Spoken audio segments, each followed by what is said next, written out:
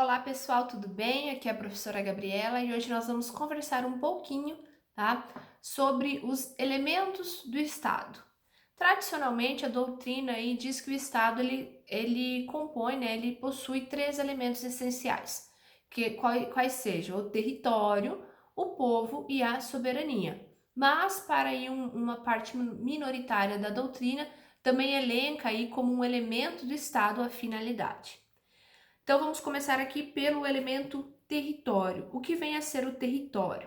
Quando nós falamos a palavra território, nós necessariamente aí vamos, né, relacionar o território com uma parte aí, né, da geografia. Né? Ao visualizar em um mapa mundi, por exemplo, nós vamos ver aí os países todos delimitados.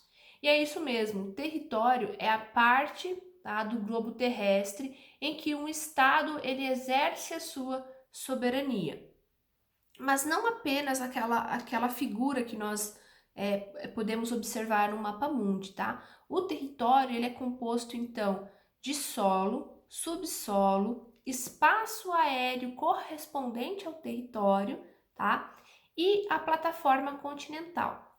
A plataforma continental, ela geralmente não dá para dizer qual o tamanho específico dela, porque ela vai depender de uma questão geográfica do estado, tá? Então, geralmente ela aí tem 200 milhas e dentro dessa plataforma continental nós encontramos o mar territorial e a zona econômica exclusiva, tá? Então, a plataforma continental, ela é o leito aí é o solo aí abaixo do mar, né?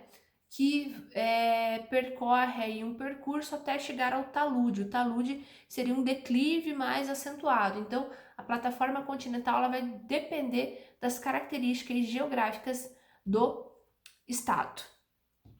Mas, além disso, além destes elementos do território, nós não devemos esquecer também dos navios, tá?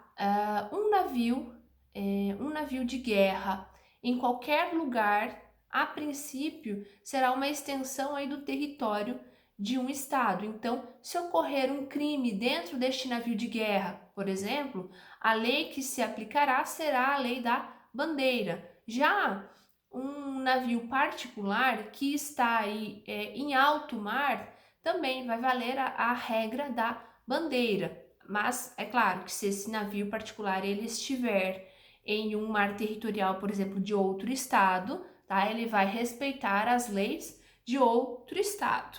No entanto, existe uma exceção que é a chamada passagem inocente.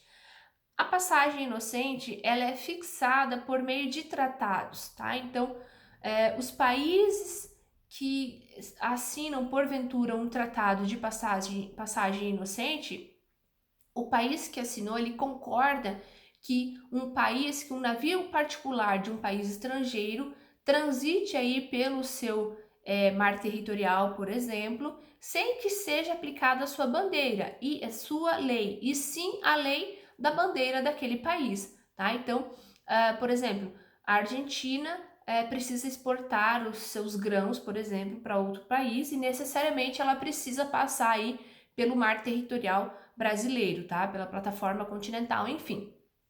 Neste caso esses dois países eles assinem este tratado aí, de passagem inocente, muito embora um navio ele seja particular argentino, aplicará, caso ocorra um crime, um incidente dentro deste navio, será aplicada a lei da Argentina e não a lei brasileira, tá? Então, essa passagem inocente é uma passagem necessária e de forma rápida, tá? Que não cause aí nenhum dano ao estado ao qual este navio está, ou essa embarcação está passando, tá?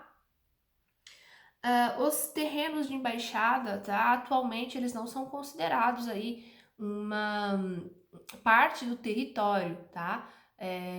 O que acontece é que o estado da embaixada ele terá autonomia aí para aplicar a sua lei, mas não é considerado uma extensão do Estado, tá? Então, atualmente, esse é o entendimento quanto às embaixadas em outros países, os terrenos de embaixadas. Continuando, então, o próximo elemento é o povo.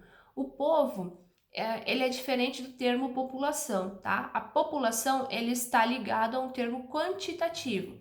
Então, será considerado população todos aqueles que habitam o Estado brasileiro, por exemplo. Já o povo, não. O povo, ele tem aí um elemento normativo, tá?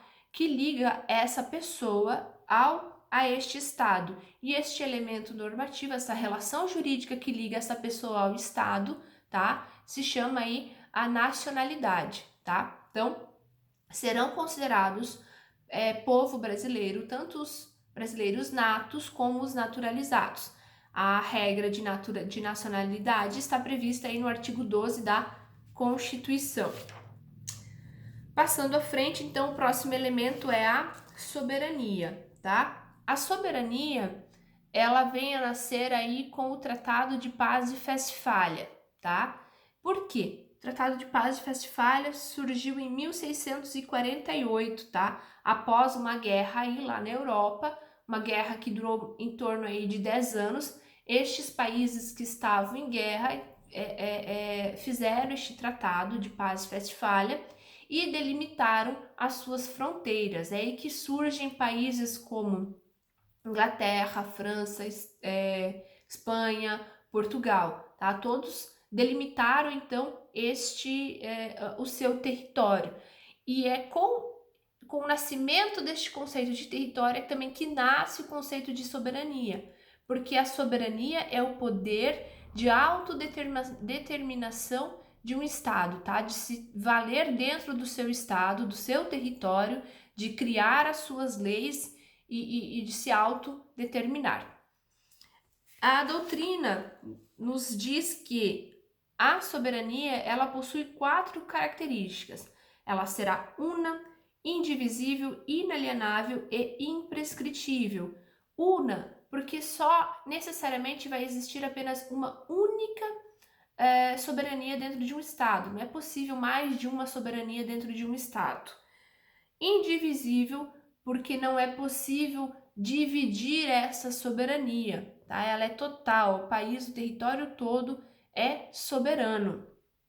Inalienável, porque quem a detém, né, desaparece se, por exemplo, ceder. Então você não pode, o Estado não pode ceder a sua soberania, vender, enfim. Por quê? Porque ele deixa de ser no Estado, porque ele não terá mais o elemento soberania. E imprescritível, porque a soberania ela não tem um prazo de validade, né? O Estado não vai estipular que ele será aí soberano por tantos anos. E por fim, tá?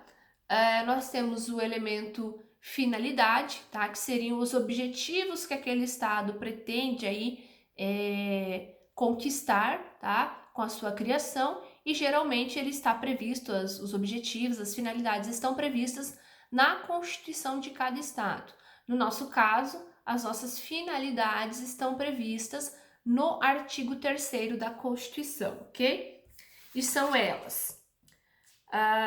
São finalidades, então, da República Federativa do Brasil: construir uma sociedade livre, justa e solidária, garantir o desenvolvimento nacional, erradicar a pobreza e a marginalização e reduzir as desigualdades sociais e regionais, promover o bem-estar de todos, sem preconceitos de origem, raça, sexo, cor, idade e quaisquer outras formas de discriminação. Então, pessoal, a título aí de revisão, tá? Estes foram os pontos mais importantes quanto aos elementos do Estado, ok? Então, nos vemos na próxima aula. Até mais!